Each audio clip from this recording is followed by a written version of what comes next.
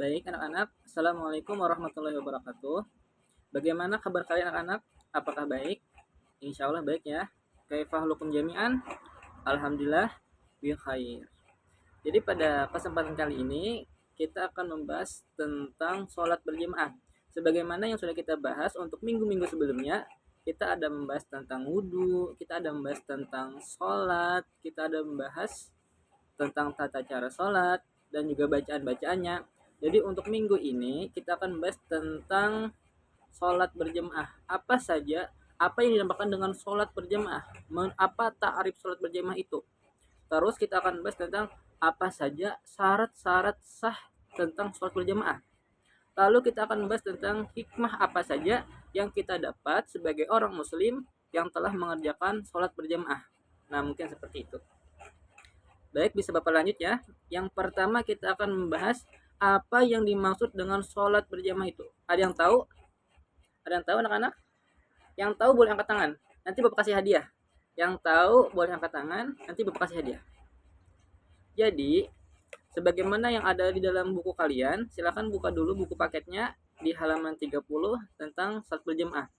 Jadi sholat berjamaah itu ialah sholat yang dilakukan secara bersama-sama, terdiri dari imam dan makmum, dengan imam sebagai pemimpin dan makmum yang mengikuti gerakan imam. Jadi yang dinamakan sholat berjamaah itu ada namanya imam, adanya makmum. Kalau imam doang nggak ada makmum, apakah itu dinamakan dengan sholat berjamaah? Jawabannya tidak.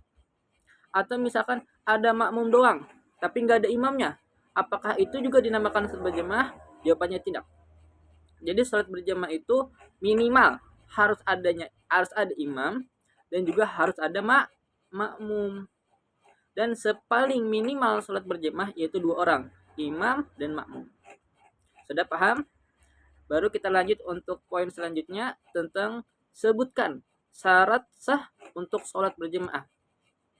Jadi di buku kalian ini untuk syarat sah ini berbeda-beda ya, tergantung dengan mazhab atau referensi yang ada di buku ataupun kitab-kitab, baik dalam kitab Syarah Sitin, baik di dalam kitab Fathul Qarib atau Fathul Mu'in, itu beda-beda. Jadi yang ada di dalam buku aja, untuk syarat sah saat berjamaah itu ada 6. Yang pertama, silahkan Doni bacakan. Apa syarat sah saat berjamaah yang pertama? Apa? Ada imam dan ada makmum. Jadi syarat sah salat berjamaah yang pertama itu ada imam dan ada makmum. Yang kedua, ada makmum yang mengetahui gerakan imam. Jadi makmum ini harus tahu gerakan imam, baik secara melihat langsung untuk gerakan imam ataupun mendengarkan. Yang penting makmum tahu kalau imam itu lagi sujud, makmum tahu kalau imam itu lagi ruku. Jadi makmum itu harus tahu tentang gerakan imam. Yang ketiga, imam dan makmum berada dalam satu tempat yang masih bersambung. Misalkan imam sholat di masjid, maka makmumnya pun harus sholat di masjid. Bolehkah makmumnya sholat di luar masjid? Boleh, yang penting masih bersambung. Antara imam dan makmum itu kalau masih bersambung. Misalkan makmumnya itu banyak, bersambung terus sampai keluar, apakah boleh? Boleh. Atau misalkan imam itu di masjid dan makmum di rumah, boleh nggak? Tidak boleh, karena terlalu jauh. Tapi apabila bersambung, selama masih bersambung, jamaahnya itu tidak terputus, maka boleh.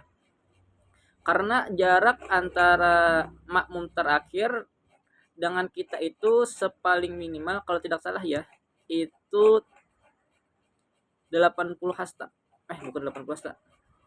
Aku lupa. Kurang lebih yang penting kita masih bersambung, maka boleh kita mengerjakan sholat berjamaah. Yang jangan sampai terputus. Mau sejauh apapun, yang penting selama masih bersambung, maka masih sah untuk sholat berjamaah. Yang selanjutnya untuk syarat sah sholat berjamaah yang keempat, yaitu makmum mengetahui imam dan tidak mendahului gerakan imam.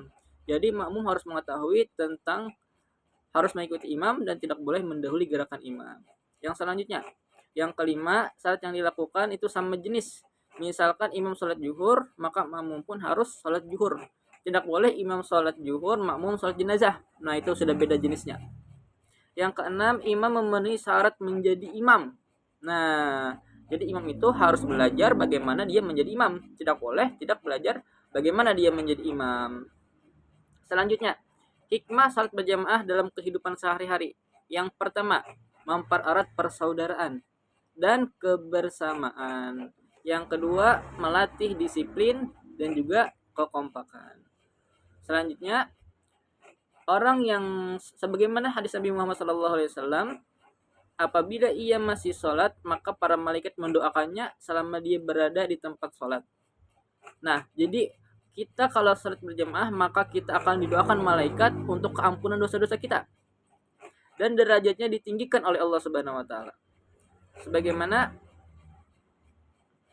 hadis Nabi Muhammad SAW, barang siapa yang bersuci di rumahnya, lalu dia pergi ke masjid untuk melaksanakan sholat wajib, maka setiap langkahnya itu akan menghapus setiap dosa-dosanya. Dan dia pun dibebaskan dari pada api neraka. Selanjutnya, kita masuk ke tentang dalil tentang sholat berjamaah. Sebagaimana yang telah diriwayatkan oleh Bukhari dan Muslim, salatul jamaah afdalu min salatil fadhi bisab'i wa isyrina darajatan. Orang yang sholat berjamaah itu lebih baik dibandingkan orang yang sholat sendiri 27 derajat. Nah, bedanya kita yang sholat sendiri dengan orang lain yang sholat berjamaah, maka bedanya 27 derajat. Selanjutnya, pengertian sholat berjamaah. Sudah Bapak jelaskan tadi kan, salat berjamaah ialah salat yang dilakukan secara bersama-sama. Terus mungkin itu saja yang bisa Bapak sampaikan. Bapak salah hilapnya mohon maaf. Wabillahi taufiq wal hidayah, waridha wal inayah. Wassalamualaikum warahmatullahi wabarakatuh.